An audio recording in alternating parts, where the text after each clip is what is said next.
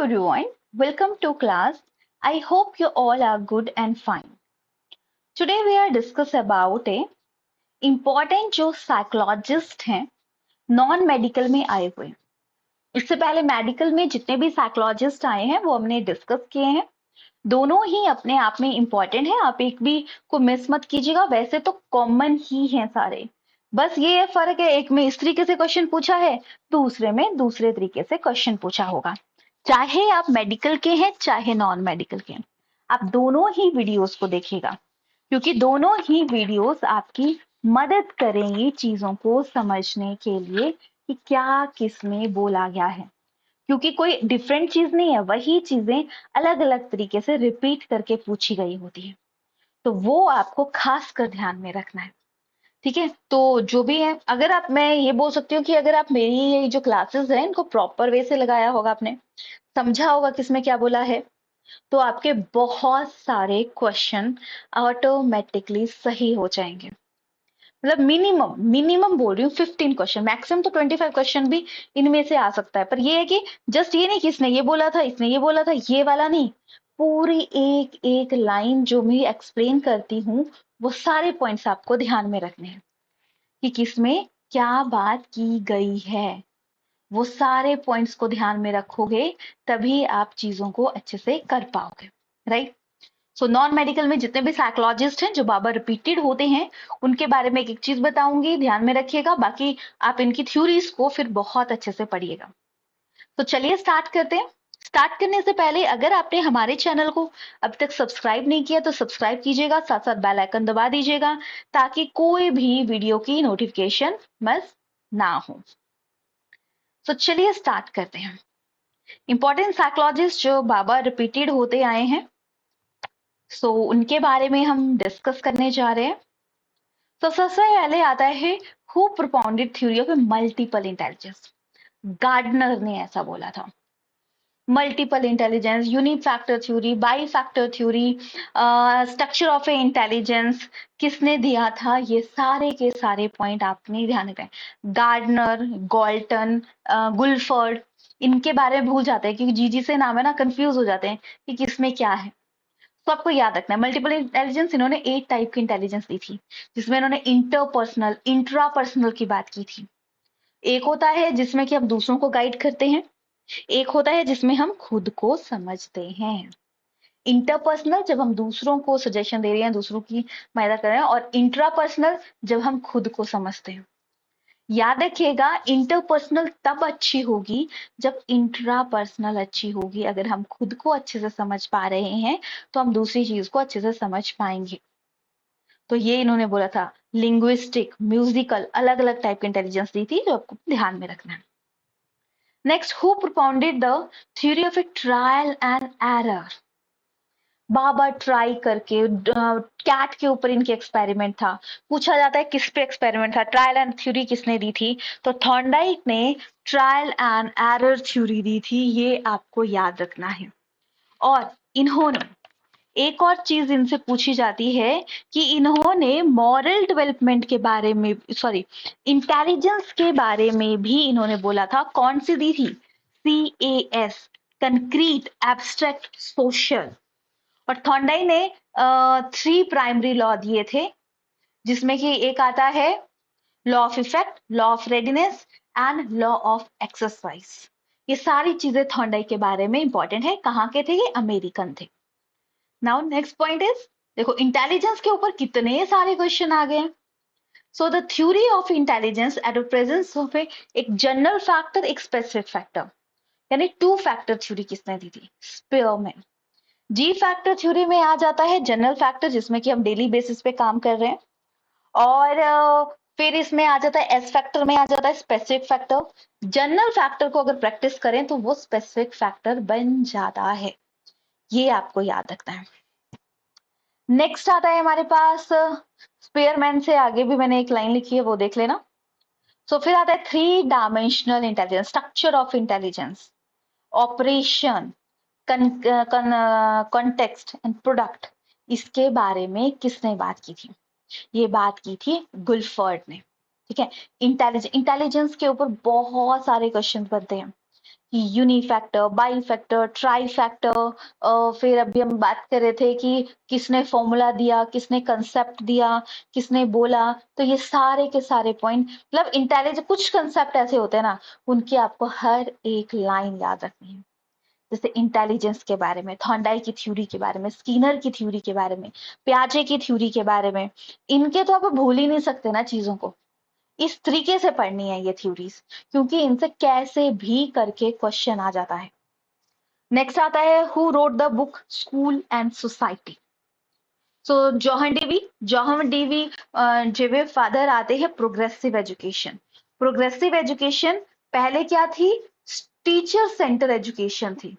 फिर बन student centre, child centre education, जिसमें कि हम बच्चे का फायदा देंगे, देखेंगे कि बच्चे को क्या फायदा हो रहा है, बच्चे का कैसे बेनिफिट हो सकता है, उसके बारे में सोचते हैं, जो कि जॉहन जीवी ने बताया था।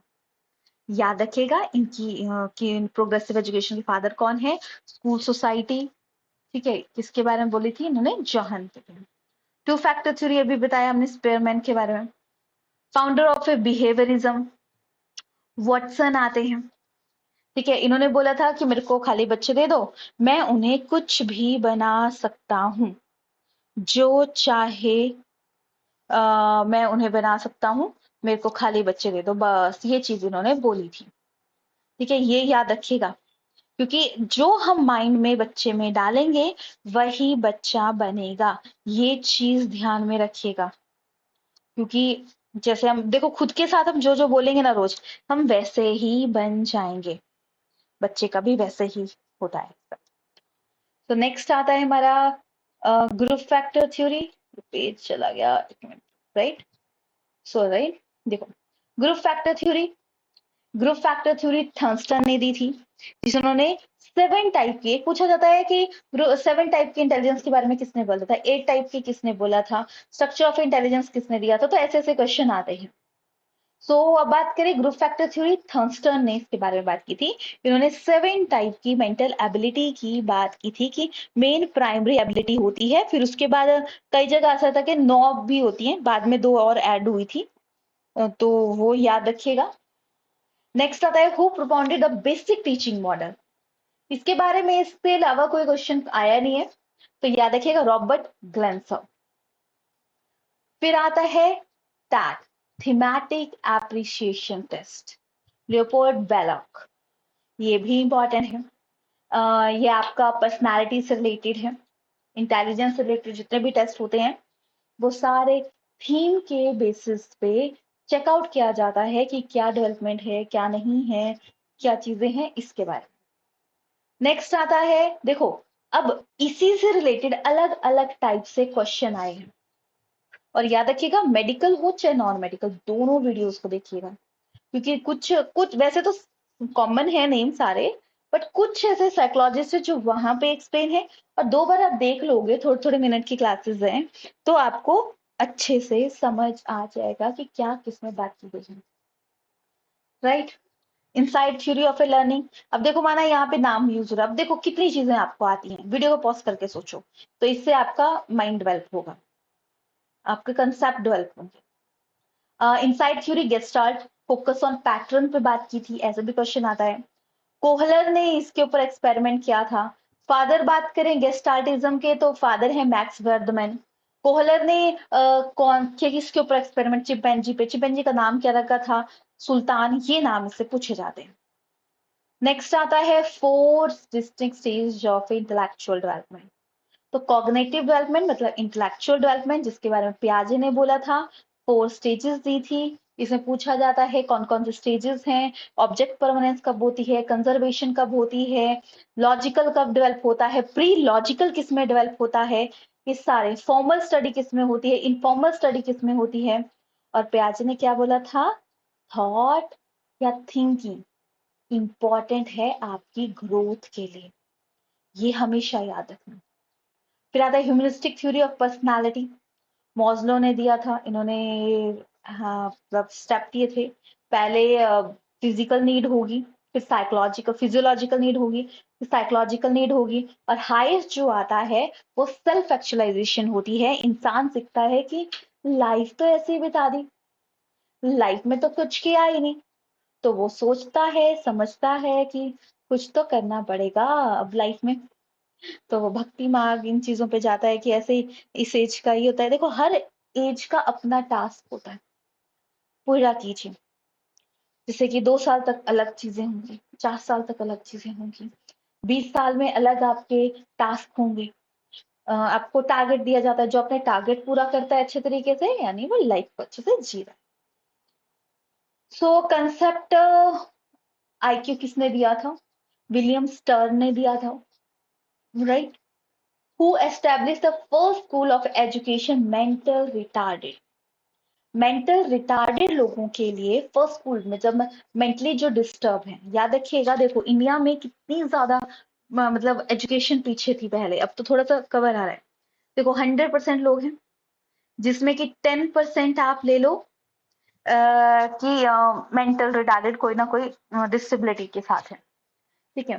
फिर बात करें हम किसके बारे में, कि आ गया 10% और 90% बचे, जिसमें कि 47 बॉयज होंगे और 43 का क्या हो जाएंगे आपके फीमेल हो जाएंगे।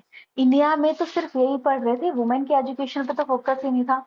तो सोचो, जिस कंट्री के आधे लोग पढ़ रहे हैं, तो वो कंट्री कैसे ग्रो कर सकती है? नहीं कर सकती ना। तभी तो लड़कियों का पढ़ना भी उतना ही इम्पोर्टेंट है जितना लड़कों का। क्योंकि अगर जिस कंट्री के हाफ ही लोग पढ़ रहे हैं, तो वो कैसे ग्रो कर सकते हैं, राइट? एक और चीज, हु एस्टेब्लिश ये कर लिया 16 थीमेटिक एप्रिसिएशन टेस्ट। अभी हमने एक चीज पढ़ी थी, एक चीज कहाँ गई? हाँ, मैंने टैट ही बोल दिया था यहाँ पे, ये कैट है, children thematic appreciation test. CAT अलग है, थीमेटिक एप्रिसिएशन टेस्ट अलग है। कैट आता है चिल्ड्रन एप्रिसिएशन टेस्ट। थीमेटिक कई बार लिखा हो जाता है, कई बार नहीं लिखा जाता। तो कैट है, जिसको लियोपर्ड बेलक ने बोला था। और टैट की बात करेंगे तो टैट आ जाता है आपका, क्या जाता है? थीमेटिक एप्रिसिएशन टेस्ट, जो कि मॉर्गन एंड मोरे ने दिया था। ठीक है, गलती से निकल गया था तो ध्यान में रखिएगा इस चीज को, जो मैंने पॉइंट बोला, ठीक है। Thematic appreciation test Morgan and Murray ने दिया था। और CAT child thematic appreciation test, thematic बहुत कम जगह लिखा होता है, वैसे एप्रिसिएशन टेस्ट ही होता है, एप्रिसेप्शन टेस्ट। तो वो ध्यान में रखिएगा, दोनों से क्वेश्चन आता है, थीम्स के बेसिस पे ये टेस्ट होता है। नाउ डिराइव थ्योरी और रिलेटेड, डिराइव थ्योरी मोटिवेशन से रिलेटेड है, जिसमें पहले नीड जागती है। हल ने दी थी, हल डिराइव रिडक्शन थ्योरी। सो पहले नीड, किसी भी काम करने के लिए अब होम्योस्टेसिस होता है, पहले बैलेंस स्टेज, किसी चीज की जरूरत नहीं है। फिर जरूरत जागती है, फिर हम काम करते हैं, फिर इंसेंटिव कि हम उस चीज को अचीव करते हैं, राइट? सो ये मोटिवेशन से रिलेटेड है। मोटिवेशन एंड मोटिवेशन और एक और चीज आती है, क्या आता है? इंस्पिरेशन। दोनों में फर्क पता होना चाहिए। थीमेटिक अभी हमने किया। फिर आते हैं father of a modern psychology, William wouldn't. ये फादर ऑफ स्ट्रक्चरलिज्म है, सबसे ओल्डेस्ट मेथड, इंट्रोस्पेक्शन मेथड इन्होंने दिया है। और इन्होंने फर्स्ट लैब खोली थी कि चेकआउट तो करना चाहिए कि किसमें क्या है। सो विलियम वुडेंट ने इसके बारे में बात की थी। फिर आते हैं who use the word IQ first.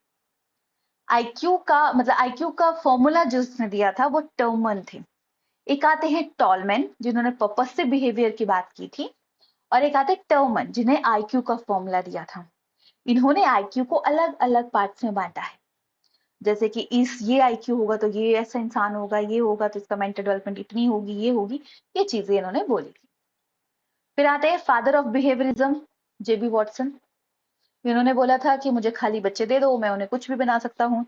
याद रखिएगा, जो भी आपको रियल लाइफ में बनना है, आप उस चीज को बार बार सोचो। जो आप सोचोगे बाबा, वही आप बन जाओगे। टू फैक्टर थ्योरी, स्पेयरमैन, अभी हमने बात की थी। Who developed the psycho analysis, Sigmund Freud. Father psychosexual theory, psycho analysis theory, ये सिगमंड फ्रॉइड आते हैं, जिसमें इन्होंने कॉन्शियस, अनकॉन्शियस, सबकॉन्शियस माइंड की बात की थी। इन्होंने ही किसके बारे में बात की थी? Id, ego, super ego, libido, Eros and Thanatos, बस यही पॉइंट से क्वेश्चन आते हैं। तो सिगमंड फ्रॉइड की थ्योरी भी अपने आप में बहुत बहुत बहुत ज्यादा इंपॉर्टेंट है, आप ऐसा बोल सकते हो। Social learning theory, Albert Bandura. Max Wertheimer, अभी हमने बात की थी, गेस्टालिज्म के फादर हैं, कोहलर ने इस पे बात की थी। आरबी कैटल की बात करें, आरबी कैटल ने क्या दिया था, 16 पर्सनालिटी फैक्टर दिए थे। एक और पूछा जाता है किसने 14 इंस्टिंक्ट मोटिवेशन के दिए थे, वो आपको कमेंट सेक्शन में बताना है। 14 इंस्टिंक्ट ऑफ मोटिवेशन और 16 पर्सनालिटी फैक्टर आरबी कैटल ने दिए थे। अब आता है author of a motivation and personality book, motivation, Abraham Maslow से related. Father of a genetic epistemology, पियाजे। पियाजे ने कॉग्निटिव डेवलपमेंट की बात की थी ना, कि कैसे चीजें डेवलप होती हैं, क्या होता है, क्या नहीं होता, क्या चीजें आती हैं, इन चीजों के बारे में बात की थी।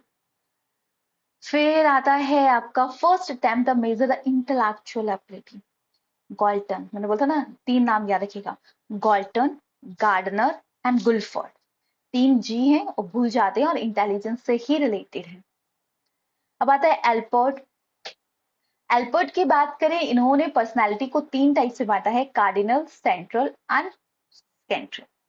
कार्डिनल जो कि आपके रहते हैं मुख्य, मतलब स्पेसिफिक, ऑनेस्टी, ये स्पेसिफिक गुणों से ज्यादा। सेंट्रल, ऑनेस्टी, ये सब कुछ। सेकेंडरी जो हर टाइम शो नहीं होते, जैसे कि आप एंगर थोड़ी ना हर टाइम करोगे, रोते थोड़ी ना हमेशा रहोगे, तो ये सारे सेकेंडरी करेक्टर में आ जाते हैं। एरिक रिक्सन, इन्होंने साइकोसेक्सुअल सोशल थ्योरी दी थी, जिसमें इन्होंने 8 स्टेजेस दी थी।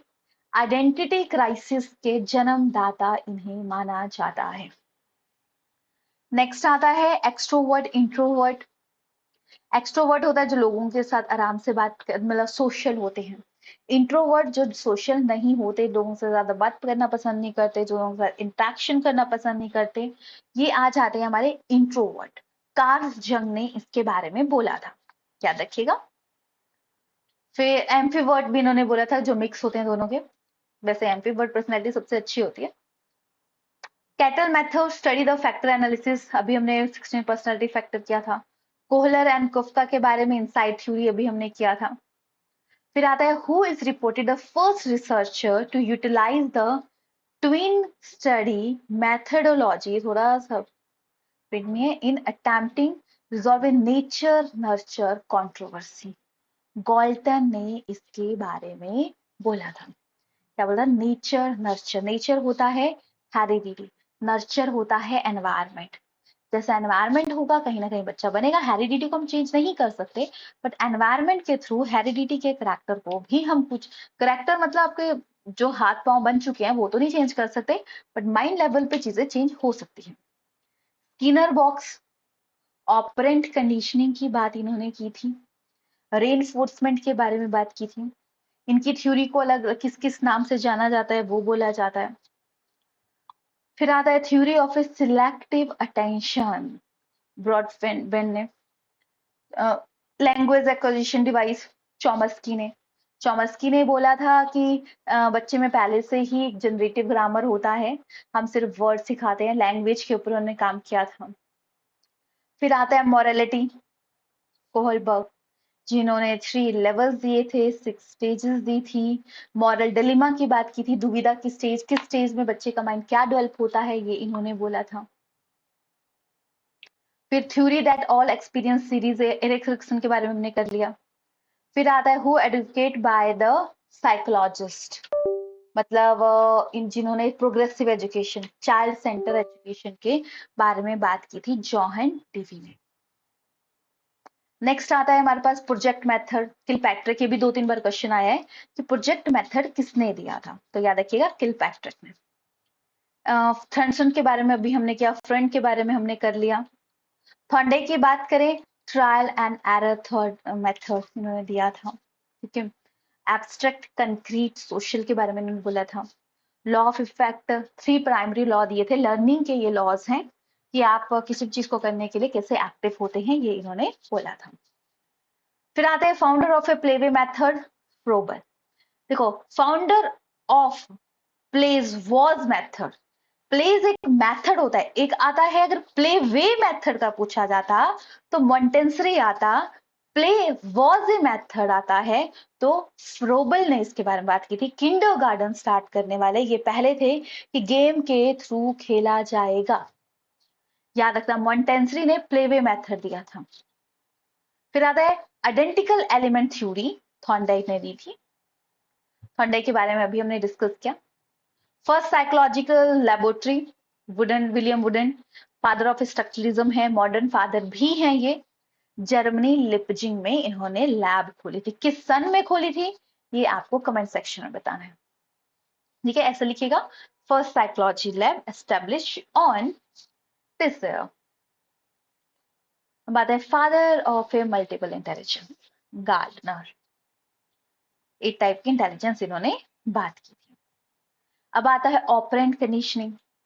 देखो वही बार बार साइकोलॉजिस्ट बस ये क्वेश्चन ऐड ऑन किए हैं कि अलग वे से कैसे पूछे गए हैं, पर मैंने चीज को पहले ही एक्सप्लेन कर दिया है इसलिए मैं डबल बार नहीं रिपीट कर रही हूँ, राइट।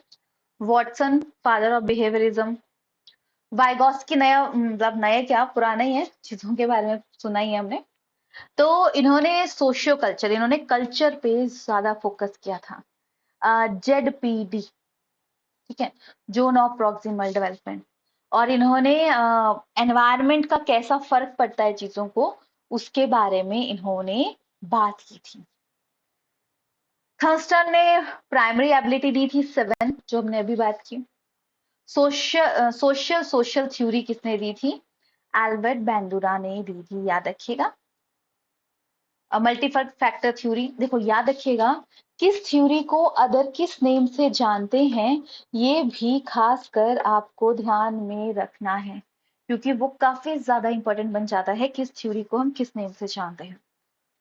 फिर आता है हमारा education psychology branch of applied psychology. Serial position effect, Hermann एवनगॉस, इन्होंने फॉरगेटिंग मेमोरी से रिलेटेड कंसेप्ट की बात की थी कि मेमोरी एंड फॉरगेटिंग कैसे फर्क डालती है, कैसे चीजें होती हैं, इसके बारे में इन्होंने बोला था, राइट। और सेरियल पोजीशन इफेक्ट होता है जैसे कि हम एंड की वैल्यू, स्टार्टिंग की वैल्यू को ज्यादा याद रखते हैं, मिडल की वैल्यू को भूल जाते हैं, तो इसके रिगार्डिंग जो भी कंसेप्ट थे ये इन्होंने दिए थे, तो इस कारण ये इंपॉर्टेंट बन जाता है। बाकी ये तो था आज की ओवरऑल क्लास के बारे में, किसी को भी कोई डाउट होगा तो पूछ सकते हैं। और यही जो स्टेटमेंट्स हैं यही बार बार रिपीटेड है। रही बात इसकी पीडीएफ की, पीडीएफ आपको टेलीग्राम पे मिल जाएगी। बाकी किसी को क्लासेस ज्वाइन करनी हो, किसी को कोई डाउट हो तो वो हमारे साथ ज्वाइन कर सकता है। डेफिनेटली आपको फुल इंफॉर्मेशन वहां पे मिल जाएगी, नीचे नंबर पे मिल जाएगी इंफॉर्मेशन। और बाकी हमारे कोर्स में भी आपको फुल गाइडेंस मिल जाएगी। अगर वीडियो अच्छी लगी हो तो लाइक शेयर सब्सक्राइब कीजिएगा, क्योंकि आपके लाइक शेयर हमें मोटिवेट करते हैं और बेटर काम करने के लिए। Thanks for watching.